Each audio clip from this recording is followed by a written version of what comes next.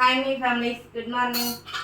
இன்னைக்கு பிறந்தநாள் கல்யாண நாள் கொண்டாடுற எல்லாத்துக்கும் எங்களோட மனமார்ந்த வாழ்த்துக்கள். சாரி, ஷார்ட்ஸ் வந்து லேட்டாக வர்றதுக்கு. ரக்ஷுக்கு இன்னைக்கு வந்து காலேஜ் ஸ்டடி லீவு, அதனால லேட்டாக சமைச்சு லேட்டாக சாப்பிட்றோம்.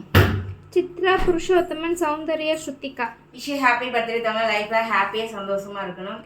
ஜெபா, பிருந்தா, கிருத்தி, பிரியா, கிருத்திகா, புவனேஸ்வரி, சிவானி, ஸ்வாதி, காஞ்சனா, ஜமுனா.